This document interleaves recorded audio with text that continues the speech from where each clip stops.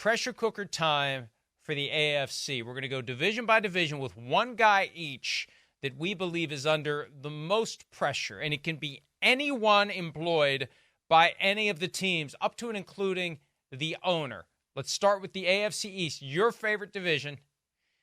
Who do you have, and will it be someone from the Patriots? Dang, I didn't know we had owner involved. And there's no pressure in New England. They're living life right now, zero pressure. I'm going Josh Allen, and it's hard, only one guy, but I'm gonna go Josh Allen simply because I think I'm very high on Josh Allen. I think I love him as a quarterback, and I think this is the year to prove that he has turned the page of, like, he doesn't need a Stephon Diggs. He needs to be the guy that goes and wins MVP this year. I think he has that type of talent. I think this is the year that he has to go do those things as a player. So I think if I had to pick, I'm going Josh Allen. My first thought when I thought of the AFC East was Tua Tagovailoa, the quarterback of the Dolphins. And then I thought, wait a minute. That was last year. He got paid. He did it. And he's loose, right? They can't take that money away from him. Like, they give him that money, and a week later he's going all in on Brian Flores, things that he had bottled up for 3 years. He can say whatever he wants. He can do whatever he wants. He has won the lottery. The game is over. Take off the uniform, baby. No pressure on him. And then I thought, well, what about Mike McDaniel? Like, they haven't won a playoff game in 24 years, and his teams are 0-2 in the postseason, 1-out each of the last 2 years. So he got a new contract. So where's the pressure on him? So the only guy from the Dolphins that I can point to is Chris Grier, the general manager, the guy who drafted Tua and presumably recommended strongly that owner Stephen Ross write the gigantic check, because as those negotiations were happening, I kept hearing Ross doesn't want to do it. Ross doesn't want to go $50 million plus with Tua. Ross doesn't think they need to do that. Ross thinks they can find somebody else. So someone prevailed on him to understand, as Tua said, the market is the market. And if this thing fails, Chris Grier may be the guy who's feeling the biggest pressure, because he's the guy that's stirring that drink.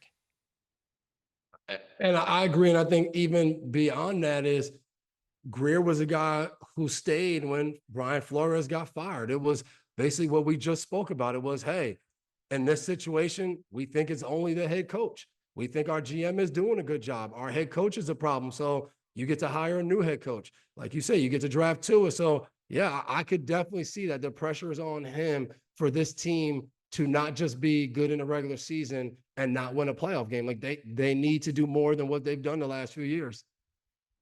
We move now to the toughest division on paper entering the 2024 season, the AFC North. Who do you have from there? I'm going high level on this one. I think it's the Haslams in Cleveland. I think they are under the pressure of, you now have this team who for years you've had a strategy, you've lost a lot of games, then you start to get the Myles Garretts of the world, and you start to get the Denzel Wards. Like, you have all of these talented players, and you have a team that they should win.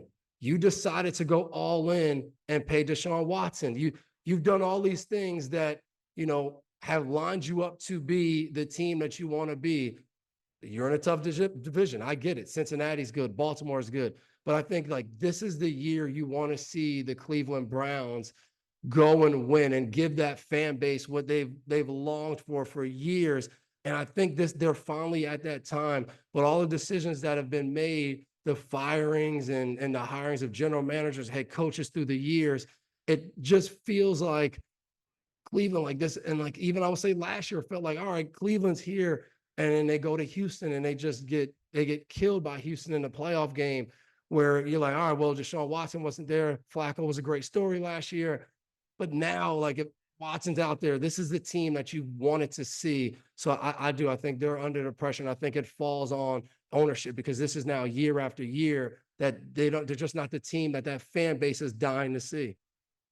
When it comes at a time, Devin, where they're trying to shake public money out of the tree to build a new stadium or renovate the one they have. So as the team goes, the willingness of the politicians to throw money at them for that new stadium will be part of it. And if the team stinks, then, they won't be willing. I was going to say Deshaun Watson because it's year 3 of this 5-year, $46 million per year, fully guaranteed contract. It's got an upper out feel to it now, but he's got $92 million in security on the back end. So, the same argument as Tua. The guy won the lottery, so maybe there isn't any pressure. I'm going to go to Pittsburgh, and the easy guy is Russell Wilson. The deeper level, though, is Arthur Smith, the offensive coordinator, and he probably welcomes this. But, there's a lot of people like, oh, why'd you hire him? He stinks. Well, wait a minute. He was good enough as a coordinator to become a head coach. It didn't work out as a head coach, but he was good enough as a coordinator to become a head coach. And the bar is low in Pittsburgh. But he's charged with making this offense work with Russell Wilson at quarterback, with Justin Fields, who can be used in some sort of specialty package. Mike Tomlin alluded to that last week. But Arthur Smith is the guy who's expected to make it all happen offensively. Mike Tomlin, not an offensive guy. Smith is the guy who's going to be really the mastermind of just making the offense good enough to go along with that defense that the Steelers can avoid, Devin, and this is one of those favorite stats hiding in plain sight, avoid finishing in last place in the division for the first time since 1988. Were you even alive in 1988? I was one. One glorious year on this planet in 1988. That is a crazy stat, though. That is, I could agree with that. I could definitely agree with that. I think, but I will say, I think more of the pressure is on Russ because I think Arthur Smith has shown that he can be good and he can do different things. And I think the pressure is on Russ simply because Justin Fields is behind him and he's younger. That people, if it's not going well, people will want to see Fields. And I think Russ is the guy for the job, but I think people will want to see Fields. And I think Arthur Smith will always have that in his back pocket of if it doesn't work with Russ, he can say, well, that's because Fields could be in there. And that's why I think more of the pressure is on Russ. Hey, Smith turned around a quarterback from that 2012 draft class who had never done much in Miami and Ryan Tannehill. Russell Wilson did a lot more. If they can get him back to what he was in Seattle, It could work out. All right, AFC South, who do you have? AFC South, I'm going. I think the pressure's on Trevor Lawrence. I think he has the deal. He got the deal, and I think that's great. But he was the number 1 pick. I think it's what everyone expected. It was what they expected to him to be that kind of quarterback. He was seen as a generational talent coming out of Clemson. He got it. He had to deal with Urban Meyer and that whole debacle there. And now he has Doug Peterson as his coach, all the good things. Now it's like, all right, let's see you take that next step. This is a division that, Houston had a great year last year and CJ Stroud, but this has kind of been a division where we've said, like, this anybody's division, and now it seems like it's Houston's division, but it's still only 1 year. I think it's been the thought that Trevor Lawrence would be the guy in this division. So I think he's under the pressure to go out there and perform this team. They got a new defensive coordinator. They have weapons on offense. They brought in different guys to help. Brian Thomas coming in there from LSU. Seems like he's going to be a stud. So you expect Trevor Lawrence to be the guy. So I think he's under the pressure this year to go be the guy and make Jacksonville the team in the AFC South. The one caveat I'll put on that, though, the owner, Shad Khan, recently said the expectation is to win now. If they don't, Trevor Lawrence isn't getting fired, not with that contract. No. Others, like Doug Peterson, the head coach, and the GM, Trent Baalke, could be gone. I didn't realize when I started picking these names that I was going for people on the coaching staff or front office, not players. But to me in Indianapolis, Chris Ballard, the GM of the team, he said it himself, judge me based upon the kind of team we have, and if I deserve to be fired, I deserve to be fired. But he's working for Jim Irsay, a guy who has been a little erratic and unpredictable over the years, and a guy who always wants maybe more from the team than what the pieces would suggest. They're 6 years removed from Andrew Luck. 6 years or 5 years? 5 years removed from Andrew Luck abruptly retiring. They've been lost in quarterback wasteland ever since. Anthony Richardson, supposedly the answer, who was injured last year. This needs to work for the Colts, and they get the Texans right out of the gates. But this needs to work because at some point when you have an owner like Irsay, because I think Chris Ballard should stick around for the team that he's put together, but when you have an owner like Irsay, you got to worry. You never know. If you don't deliver and you see the Texans taking over the division, Jim Irsay is going to want to hire somebody else, like he did when he decided to fire Frank Reich and make Jeff Saturday with no coaching experience whatsoever interim head coach for the rest of the season a couple of years ago. It still doesn't seem real that happened.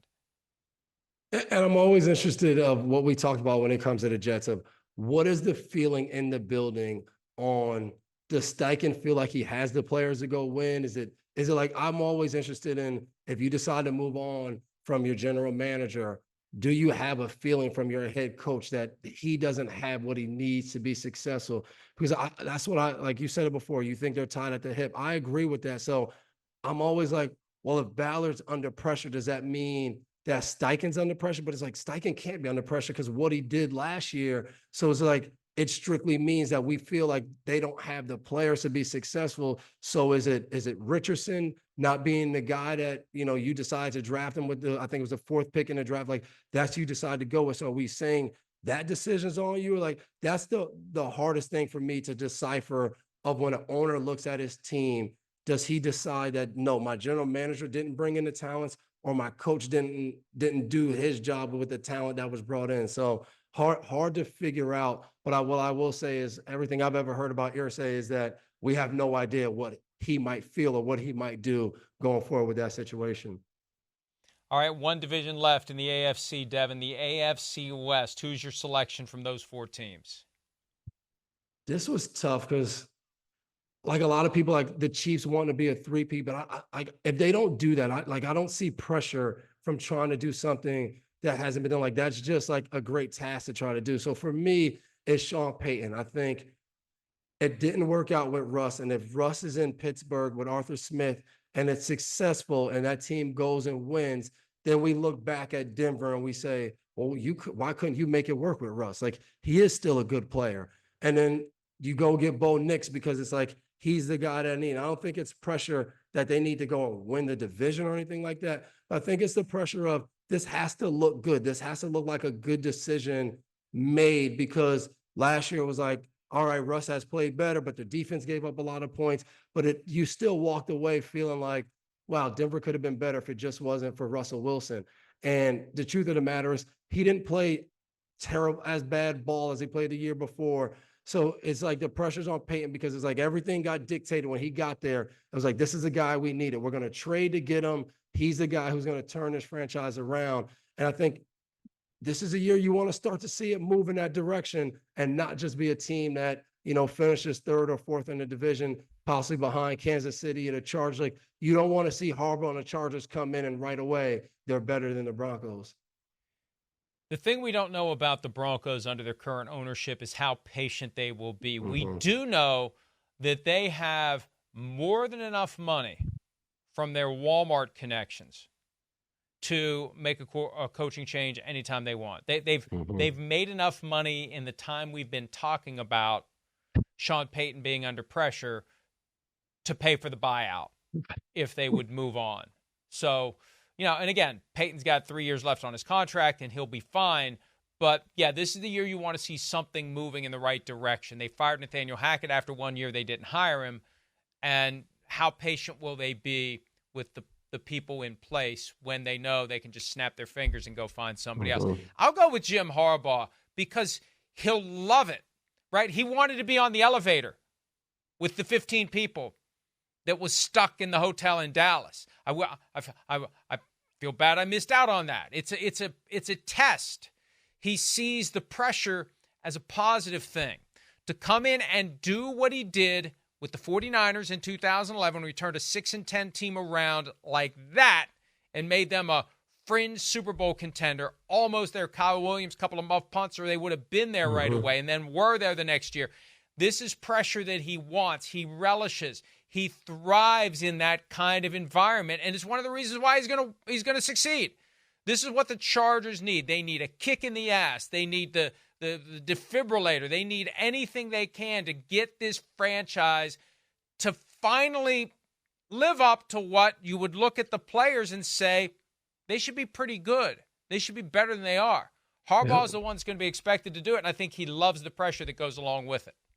I agree. He definitely loves the pressure. I'm like, well, what is the realistic expectation for this team? And if he can do that, that's phenomenal. But that's a lot on him year one going into a situation. But again, I think, like you said, which goes back to GM and head coaches, is it feels like this team has a lot of talent, but still Telesco got fired as a GM, who's now, in Las Vegas with the Raiders.